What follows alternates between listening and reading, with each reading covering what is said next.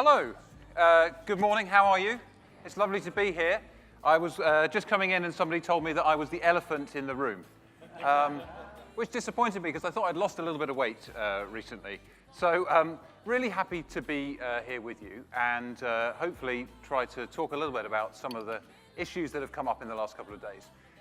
But I want to start with a moment. It's amazing being here in this historic location, isn't it? It's quite an atmosphere. And I was reminded of this atmosphere. I was lucky enough to attend 5 years ago the opening ceremony of the London 2012 Olympics. And I'm a Londoner, and I'm a sportsman, and I work on the internet, and I was British, and I thought the opening ceremony portrayed a story about being British that was amazing and positive, and I was excited that my home city was hosting the Olympics, and then Tim Berners-Lee appeared in this house and tweeted, "This is for everyone," celebrating the tremendous power of his creation, the World Wide Web. And literally, the hairs on the back of my neck stood up. It's a moment I'll never forget. Well, how the world's changed. And here we are in much more turbulent times. But I want to talk about how Sir Tim Berners-Lee's vision for building something that worked for everyone is still at the heart of what all of us need to do today. Because if we can make the web work for users, for content creators and service providers, and for advertisers and the advertising industry, we can really honor his vision. Now, it's just after the coffee break, so I want to do a little bit of audience participation. Are you okay with that? Get off, elephant. Okay, right. How many people have got a connected device? Raise your hand and yell yes. Yes. Everyone. How many people have got two? Yes, yes. Yes, yes. Yes, yes, that's me as well. Anybody got three? Yes, yes, yes. Several people. Four. Guy Phillipson in the front row, somebody at the back there. I won't go to five because it'll just, it's getting a bit far. But, I mean, obviously the point I'm making is we probably have 2.7, 2.8 connected devices per person here. It's still early morning on the web. We are the lucky minority. The majority of the people on the planet still don't have that connected device. And we know when you get it, it's transformational. Education, information, computing power, people, ideas, you're connected to everyone. So it's still early in the journey of the web. And the pace of change is slower than it's going to be when more and more people come online because innovation works in a network style. So that's the context, that's the vision, and that's what's in our hands as an industry if we want to fuel that and the benefits of that World Wide Web reaching everyone. But we're in more turbulent times. 5 years later, 1 billion more people are online, but here we are in a world where we face terrorism, as we've seen this week. We face a structural refugee crisis, the like of which we've never seen before. We face political uncertainty. A US president who at best you could describe as unpredictable is in Brussels in the next couple of days. Mr. Putin, what's his role? What's the role of China? What's happening with the EU? What the hell have the Brits done to the EU?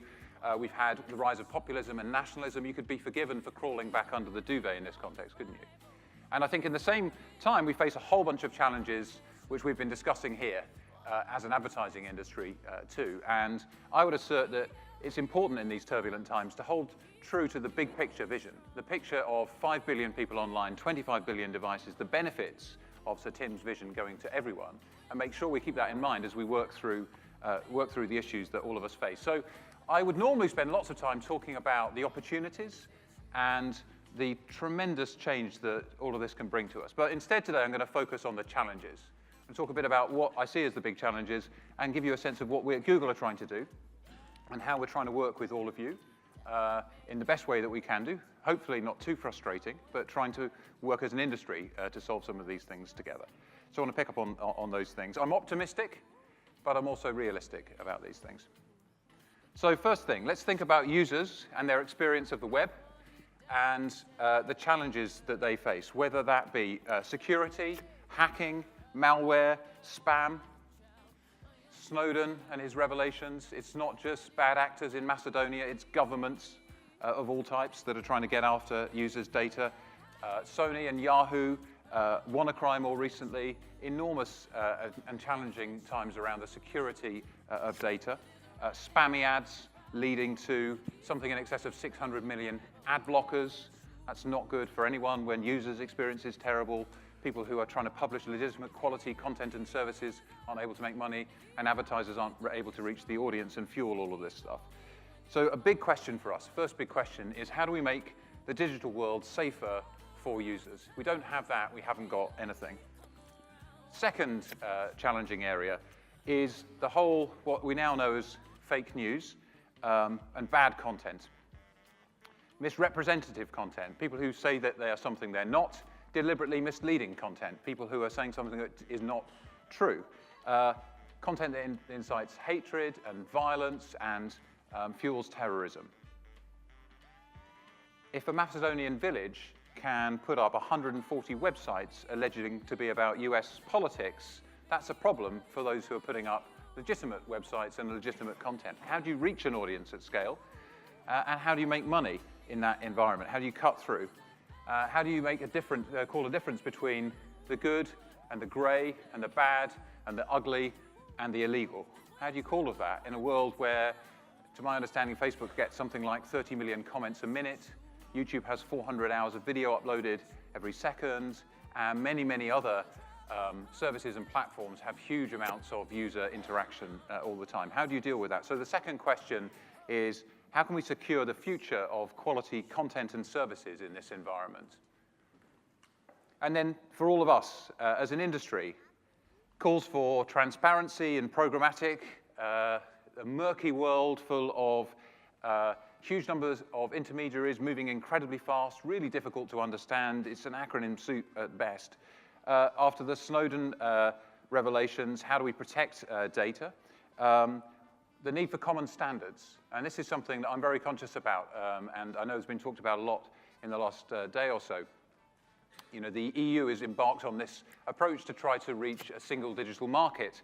Everybody agrees that's a good idea. 500 million consumers, one rule book, that's great. Simple to agree with the ideal. Challenge is, whose rule book do you want? Well, I want mine, and you want yours, and she wants hers, and he wants his, and that's, you know, amplified multiple times in our industry as well. But calls for common standards, calls as well for independent verification and measurement so that people can understand that people aren't always marking their own homework. Transparency of agencies, how they make money. Agencies calling for clients better to understand the value that agencies create and pay in order that they can sustain that value. It's really critical because doing this stuff is not straightforward. So the third question is, how can we as an industry make sure that advertising works for everyone, for users, for creators of services, good content, good services, and for advertisers and for the industry to be sustainable? So what I want to do now is turn a little bit to Google and talk about what it is that we can do to improve. And I think, you know, this is something which we're not able to do on our own. We have to work with our customers and our partners and the industry bodies and the different standards and laws in every country. But one thing we do want to do is make sure that we are rolling up our sleeves. So I'm going to talk not so much about what we plan to do, but what we're already doing and where we're trying to work with all of you. I noticed that I've just rolled up my sleeves as I was talking about rolling up my sleeves. That's almost subliminal advertising. I'm not sure if that's a good thing. So let me take you through each of those areas again. What are we trying to do in the realms of users, in content creators and services, advertising, and the industry? Firstly, let's talk about users. Three things: security, privacy, and control. If we don't have security of user data, we can't offer anything else. As I say, the Snowden revelations, I think, were a shock to the industry and a shock to everybody. It led us to accelerate our program of moving every connection to HTTPS, securing everybody's link with Google services as quickly as possible, securing the data transmission between data centers, and making sure that all of our services provide the highest possible standards of user security. So whether that is Gmail, which is fully encrypted. If you use Gmail and you don't use two-factor authentication, please do. It makes your service significantly more secure. Also with Gmail, we alert you if we think there's a login from somewhere that we haven't seen before to make sure that you're safe and you're not being hacked. Spam filtering, all of these things are improving with machine learning technology underpinning them as well.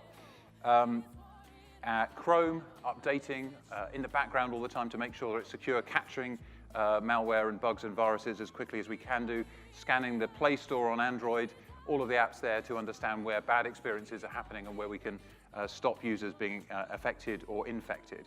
So on and on and on. But that is the foundation of users' trust in the web. And if we don't get that right, if we don't have security, we can't offer privacy, we can't offer controls.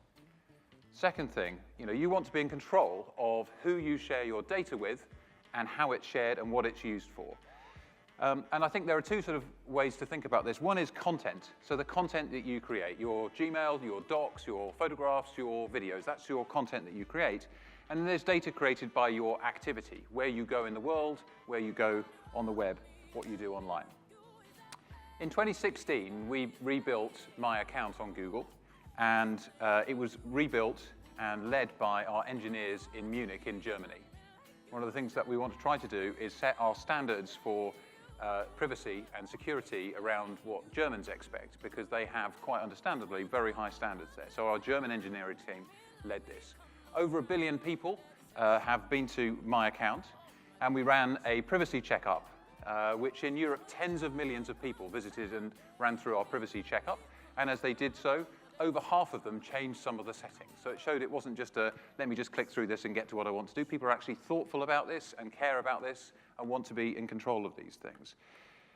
My activity on Google allows you to see all of your activity across all the different services, and allows you to change settings about how that data is used to customize and improve products and services and what you want to do there. And Google Takeout applies to all of the content that you bring to Google services so that you can take it out in a format that can be used elsewhere.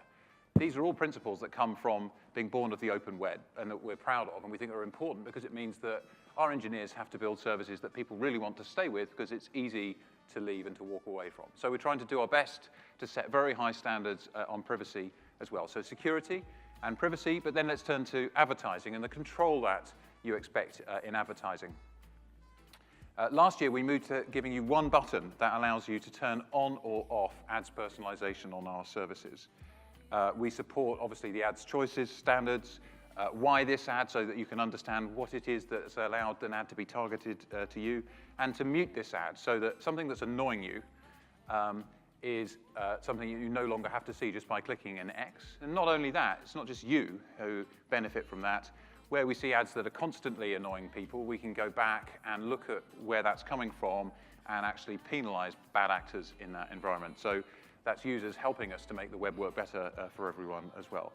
And we're also proud to be part of the Coalition for Better Ads, which I think is something which has made tremendous progress over 12 months and I think can really make a difference. And that's the kind of way which we all need to work together.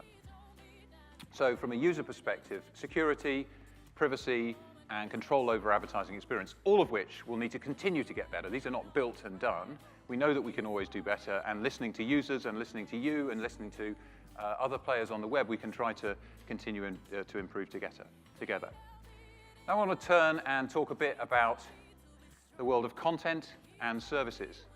And some have said, particularly in the publishing industry, Google has a view that the Earth is flat. Now, I think if you've used Google Earth, you might dispute that, but the point was that we treat all content equal. And in particular, some publishers would say, my content, is high quality content, it takes lots of people and cost to achieve it, and it should have greater prominence than other tiers of content. And some content obviously is not so good. And of course, we don't treat all content equally. We have a twin track approach here. We want to stop bad actors and bad content and reduce the incentives for people to create such things.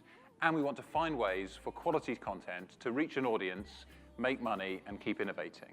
It's really, really important to us, and I'll try and share with you some of the things that we've been doing there. So firstly, on bad content. So here's our 2016 bad ads report.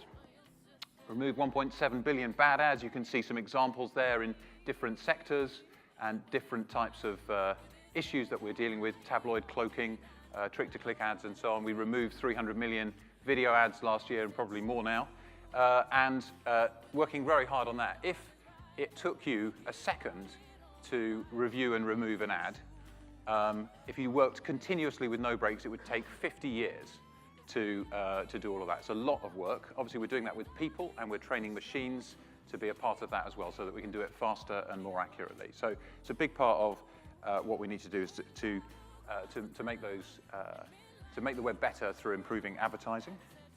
Our Adsense program is obviously critical here because that's helping people use advertising on their sites and on their services to make money.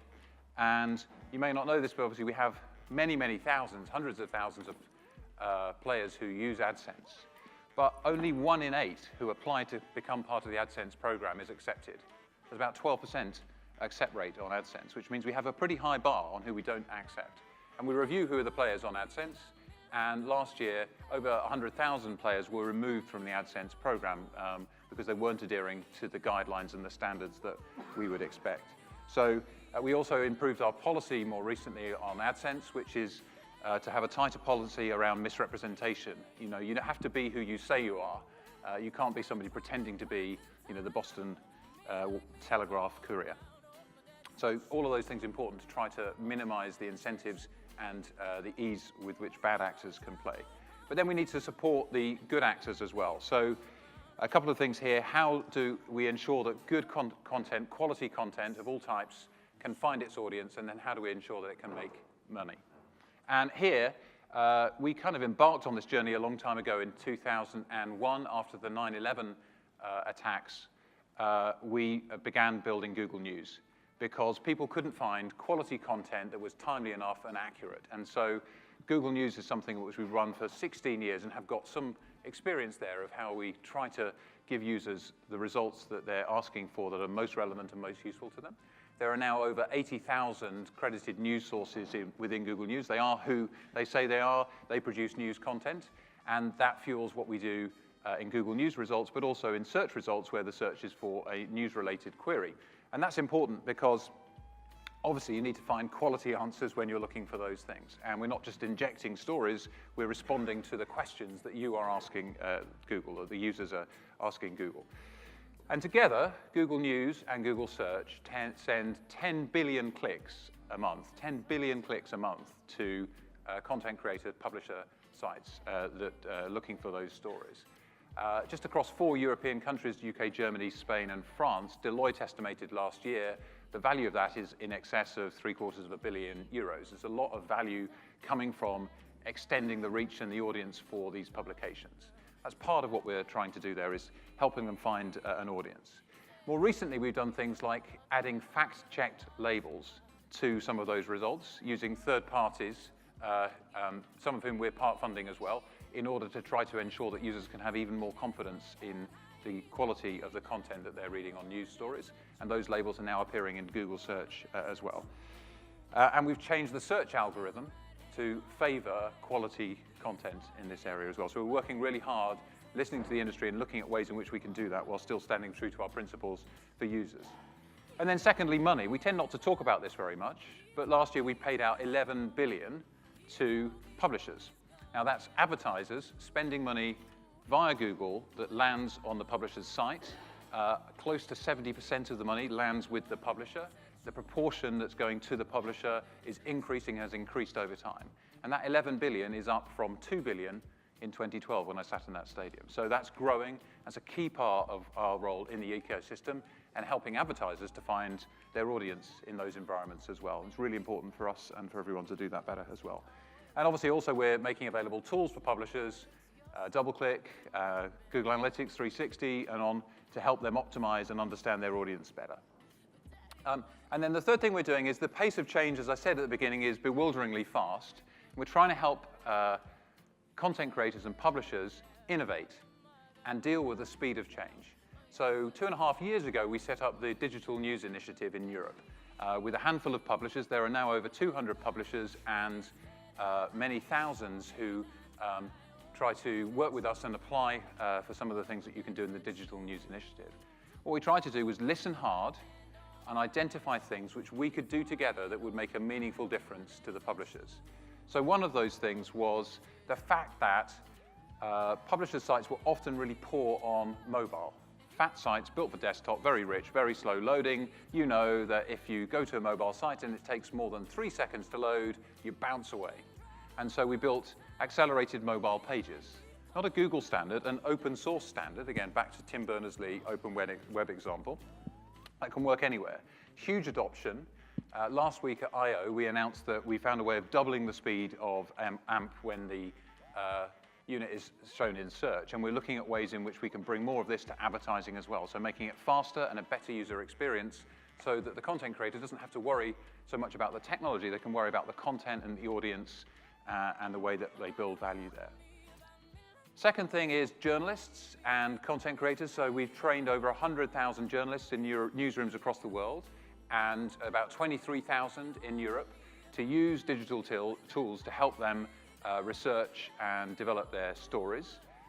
And then thirdly, as shown here, this is the Innovation Fund where we're making grants. We've made over 50 million euros of grants over the last 2.5 years. This is the second round shown here. Grants to over 250 different organizations in 27 countries around Europe. And they're all about innovation in user experience, in telling stories, but also fact-checking. We've made grants to a number of different fact-checking organizations, including Full Fact in the UK, in France, in Norway, and on and on. So we're trying to play our part in fueling innovation in those tough times as well.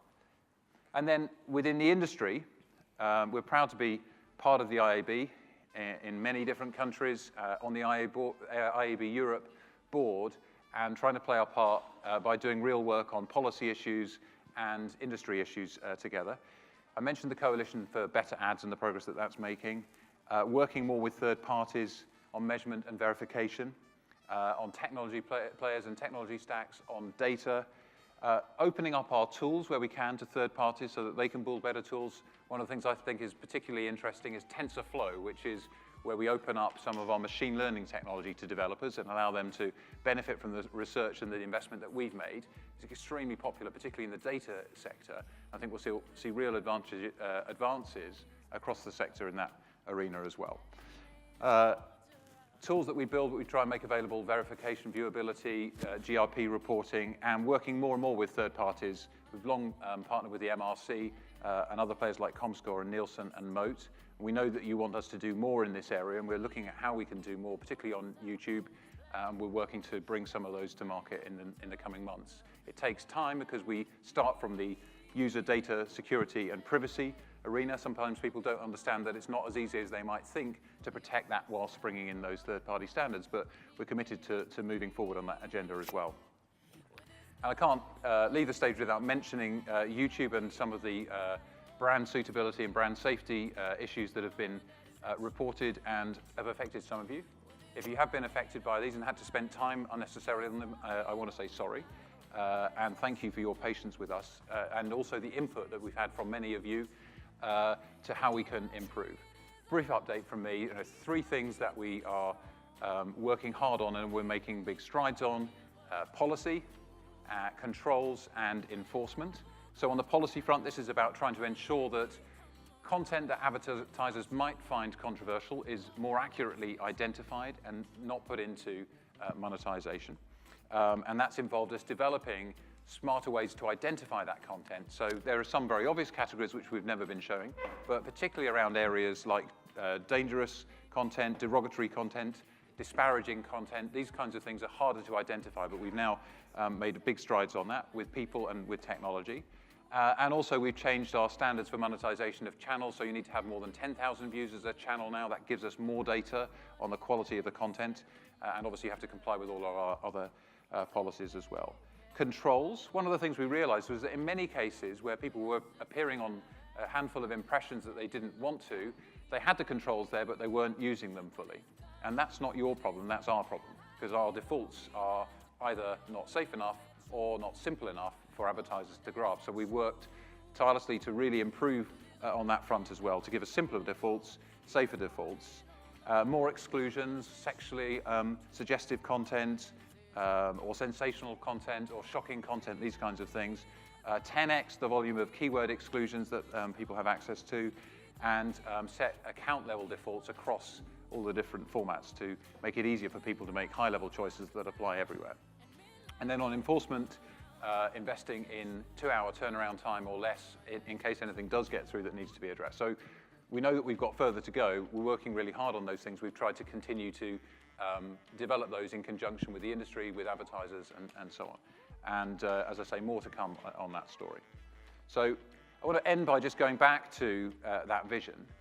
As I said, I'm a realist, but I'm also an optimist. We do stand at a moment in time where, despite the swirl and the turbulence, there's never been a better time to be alive. Infant mortality, poverty, illiteracy, these are all falling faster than at any time in history. The chances of being caught up in a war or a natural disaster are lower than they've ever been. And over the next 5 years, the number of people connected to all the benefits that we enjoy every day of the internet, and I see many of you enjoying them now, are going to double. And that is a huge opportunity for everyone. Advertising has always been a key part of funding amazing content, entertainment, news, and services, and it's our opportunity to work together to do that for everyone. Thank you.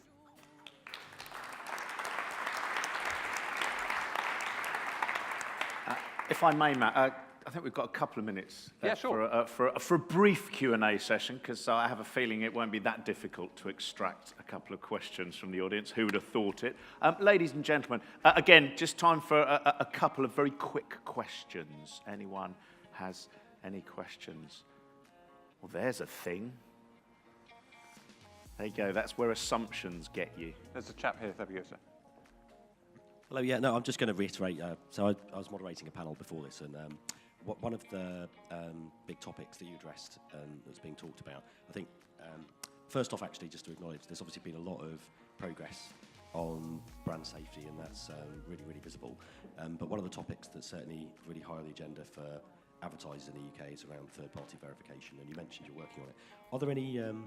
Are there any sort of definitive commitments you could make to it happening, and when it might happen this year? Because I think just across the ecosystem, it's one of the big dependencies on being able to move forward collectively. I mean, fully understand, and our team are working hard on it. I can't give you a specific timetable because actually, as I said, it is actually quite challenging to bring these together and do it in a way that works accurately, protects user data. We're optimistic that it will be later this year, but I mean, I don't want to set an expectation that we can't meet, and it's not completely within our control. But loud and clear, and we'll be bringing that forward. And what we want to do is try to make that broadly available as quickly as we can do. It's in all of our interests. So thanks for asking. Any other questions? Question? Final question from Anne there. You will know. Matt, you mentioned your association with the Coalition for Better Ads. There was a recent leaking of the work that you're doing with them and the work that Chrome is going to do to try and implement that program. Isn't there a bit of a conflict there? Well, so firstly, I've been at Google for 10 years, and I've learned never to comment on sort of rumor and speculation, because you could spend your whole time tied up in knots on this, as you'll know at the BBC. What I'd say is we are working closely with the coalition. We're a member of it. We're not the only member.